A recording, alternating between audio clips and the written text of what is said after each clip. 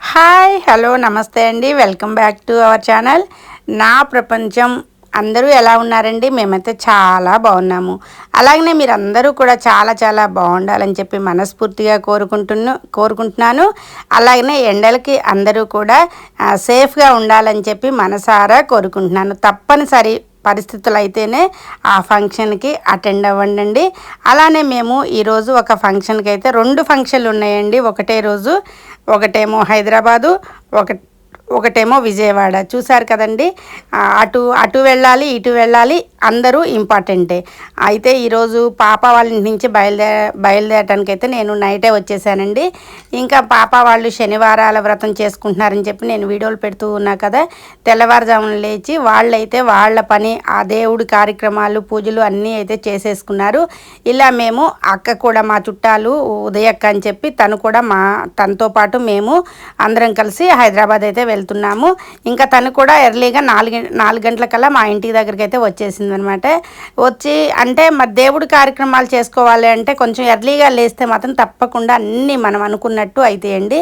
అందుకోసమే చక్కగా పిల్లలు అయితే ముందు లేచారు. ఆ దేవుడి పనులన్నీ చూసుకున్న తర్వాత మేమైతే ఇంకా ఫంక్షన్కి అయితే రెడీ అయితే అవుతూ ఉన్నాము.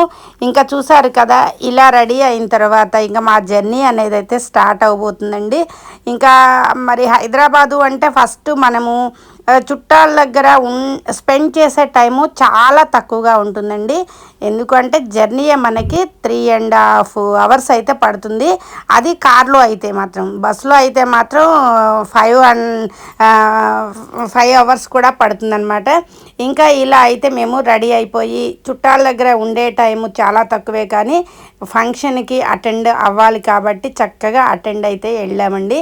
ఇంకా వెళ్తూ హైదరాబాద్ దాకా వెళ్ళిపోయినాము. ఇంకా ఇక్కడ అక్క వాళ్ళ అమ్మాయి అంటే వాళ్ళ ఇంట్లో వాళ్ళ పిల్లలు అనమాట పిక్ చేసుకోవడానికైతే ఇలా వచ్చాము, మనవరాళ్ళని.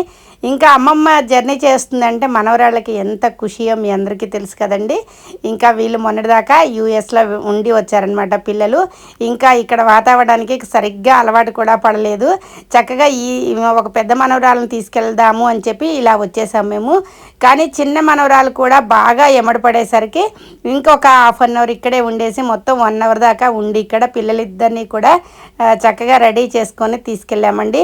వీళ్ళ పాప చూసారుగా ఎంత ట్రెడిషనల్గా రెడీ అయిందో, ఎంత బాగా అనిపించిందో. లంగావణి వేసుకుంటేనే మన సాంప్రదాయాలు ఎంత బాగుంటాయో అనేది తెలుస్తుంది.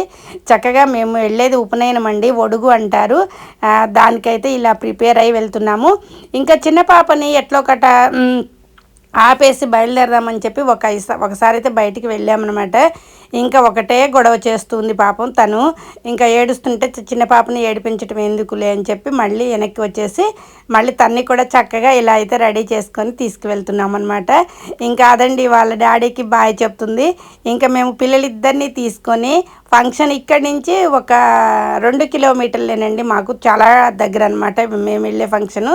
ఇంకా పిల్లల్ని పిక్ చేసుకొని మేము అందరము కలిసి అక్కడికైతే వెళ్తున్నాము. అక్కడ విశేషాలన్నీ కూడా ఇంకొక వీడియోలో మీకు పెట్టబోతున్నాను.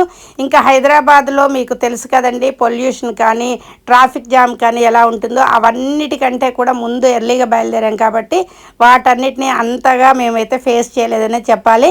రిటర్న్లో అయితే తప్పకుండా ఫేస్ చేయాల్సి వస్తుందండి. ఈ వీడియో మీకు నచ్చుతుంది, నచ్చాలి అని చెప్పి మనస్ఫూర్తిగా కోరుకుంటున్నాను. అక్కడి విశేషాలన్నీ కూడా మళ్ళీ మీకు రాబోయే వీడియోలో నేను పెడతాను తప్పకుండా.